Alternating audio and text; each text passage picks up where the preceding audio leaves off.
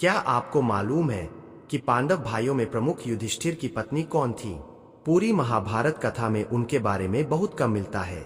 हालांकि द्रौपदी को भी उनकी पत्नी कहा जाता है, लेकिन वह तो सभी पांचों भाइयों की संयुक्त पत्नी थी। युधिष्ठिर ने शादी की थी। उनकी द्रौपदी के अलावा एक ही पत्नी थी, जिससे उन्हें एक बेटा भी था। हालांकि उन्हें महाभारत की सबसे रहस्यमय महिलाओं में माना जाता था। धर्माचार्य युधिष्ठिर की पत्नी का नाम देविका था। वह एक क्षत्रिय राजकुमारी थी, जिसका विवाह पांडवों के सबसे बड़े भाई युधिष्ठिर से हुआ था। हालांकि महाभारत में उनकी भूमिका को लेकर काफी बहस की जाती है, लेकिन सही बात यही है कि उनकी भूमिका इसमें स्पष्ट नहीं है। वह वनवास में युधिष्ठिर के साथ नहीं गई थी। वनवास से पूर्व ही उनका विवाह युधिष्ठिर के साथ हो चुका था, लेकिन उनका विवाह द्रौपदी के बाद हुआ था। तब युधिष्ठिर ने कहा वह अविवाहित है। जब अर्जुन स्वयंवर नीचे पानी में प्रतिबिंब देखकर ऊपर घूमती हुई मछली की आंख में निशाना लगाते हैं, तो द्रौपदी उन्हें वर लेती है। तब जब राजा द्रुपद से युधिष्ठिर का परिचय कराया जाता है, तो वह यही कहते हैं कि वह अभी अविवाहित है। कब हुआ युधिष्ठिर का विवाह? देविका और युधिष्ठिर के बीच विवाह तो हुआ, लेकिन ये कब हुआ ये साफ नहीं है। कुछ स्रोतों का दावा है कि वह उनके युवराज के रूप में राज्याभिषेक के बाद उनकी पत्नी बनी, जबकि कुछ सुझाव ये है कि उनका युधिष्ठिर से विवाह कुरुक्षेत्र युद्ध के बाद हुआ।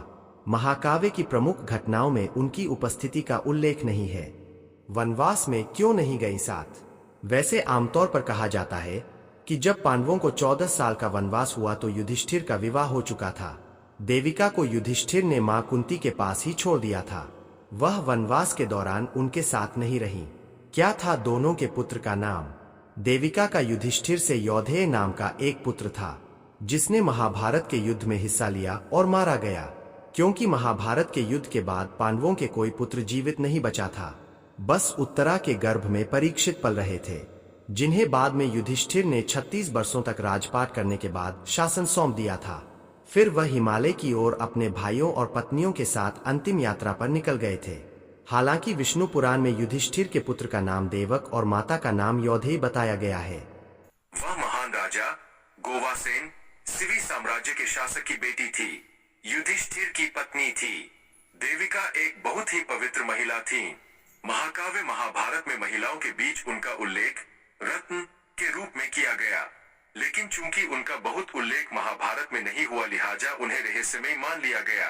कैसे थे देविका और द्रौपदी के रिश्ते? वह हस्तिनापुर और इंद्रप्रस्थ में युधिष्ठिर के साथ रहती थी। युधिष्ठिर ने उसके साथ बहुत दयालुता से व्यवहार किया। द्रौपदी के समान उस पर बहुत प्यार और स्नेह बरसाया। देविका को भगवान यमधर्म महाराज की पत्नी माता उर्मिला का अवतार माना जाता है। वह माता कुंती और द्रौपदी के साथ अच्छी तरह रहती थी। सभी के साथ स्नेह से पेश आती थी। अर्जुन, भीम, नकुल और सहदेव ने उन्हें अपनी मां की तरह माना, उनका बहुत सम्मान किया। देविका भगवान कृष्ण की एक सच्ची भक्त थी। जब भी कोई समस्या आती थी तो वह भगवान कृष्ण से प्रार्थना करती थी। कलयुग की शुरुआत में उत्तर भारत के लोग माता देविका और द्रौपदी को अपने इष्ट देवता के रूप में पूजते थे। समय के साथ लोग देविका के महान चरित्र को भूलने लगे। ग्रंथों में देविका और द्रौपदी के बीच अच्छे संबंध बताए गए हैं। दोनों महिलाएं एक दूसरे का सम्मान करती थीं। हालांकि ये बात सही है कि द्रौपदी की शर्त थी कि जब भी वह पांडवों में किसी के साथ रहेंगी, तब उनकी पत्नियों में से कोई भी उनके आपसी मिलाप में कतई आड़े नहीं आएंगी। वो समय फिर पूरी तरह उनका होगा। स्वर्गारोहण में युधिष्ठिर के साथ गईं। कहा जाता है कि 36 सालों के शासनकाल के बाद जब युधिष्ठिर अपने भाइयों के साथ स्वर्गारोहण के लिए हिमालय के मेरु पर्वत की ओर जाते हैं, तो सभी भाइयों की सभी पत्नियां भी साथ होती है। हालांकि यहाँ देविका कोई जिक्र नहीं आता, इसलिए दोनों तरह की बातें कही जाती है कि वह इस स्वर्गारोहण में शुरू में गिरकर मृत्युलोक चली गईं। ये भी कहा जाता है वह इस यात्रा में नहीं थी, बल्कि उनकी मृत्यु बाद में हुई।